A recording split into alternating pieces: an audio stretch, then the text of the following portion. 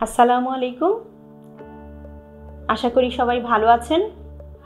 সবাইকে অনেক অনেক শুভেচ্ছা দিয়ে শুরু করছি আজকের আলোচনা। আপনার বাচ্চা কি অতি দুরন্ত, চঞ্চল, একদমই বসছে না? এজন্য কি করবেন ভাবছেন?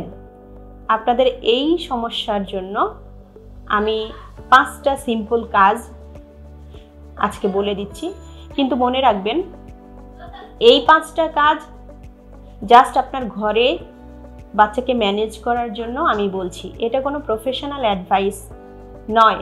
আপনার বাচ্চার যদি অটিজম, এডিএইচডি বা অন্য কোনো সমস্যা থেকে থাকে তাহলে সেই ক্ষেত্রে আপনি অবশ্যই একজন প্রফেশনাল থেরাপিস্টের কাছ থেকে অ্যাক্টিভিটি প্ল্যান করে নেবেন।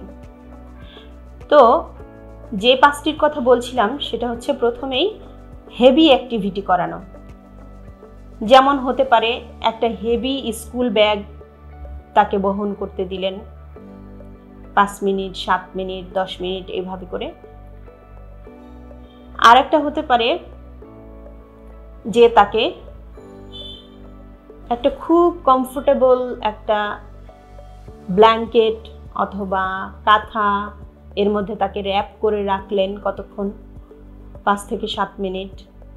আরেকটা হতে পারে তাকে স্ট্র দিয়ে একটা বাটিতে বা একটা গ্লাসের মধ্যে বাবলস তৈরি করে করতে বললেন। যেই বাবলসগুলো তৈরি হতে হতে তার ওরাল মোটরের যেই প্রোপ্রিওসেপ্টিভ ফিডব্যাক সেগুলো সে পাবে। আর একটা অ্যাক্টিভিটি হতে পারে যেটা 4 নাম্বার অ্যাক্টিভিটি, খুব মজা করে তার সাথে তাকে বলা যেতে পারে যে তুমি এই দেয়ালটাতে জোরে পুশ করো।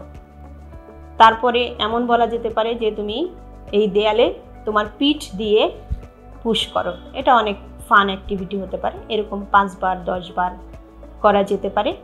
তারপর আরেকটা হতে পারে 5 নাম্বার, যেটা অ্যানিমেল ওয়াক।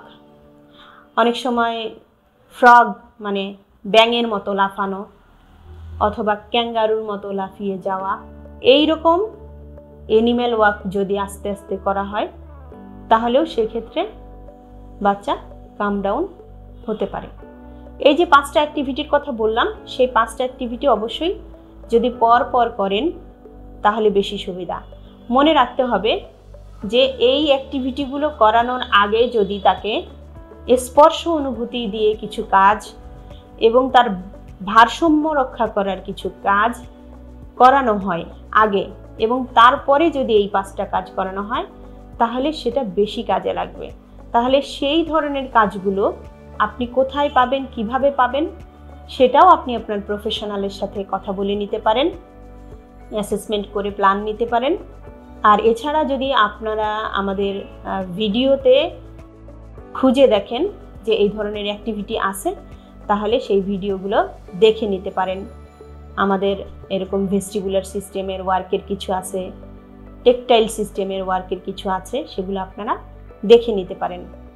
তাহলে এই ধরনের ভিডিও নিয়মিত পাওয়ার জন্য লাইক, কমেন্ট এবং শেয়ার দিয়ে আমাদের ইউটিউব পেজের সাথে যদি থাকেন তাহলে নিয়মিত এই ধরনের ছোট ছোট পরামর্শমূলক ভিডিওগুলো পেতে থাকবেন।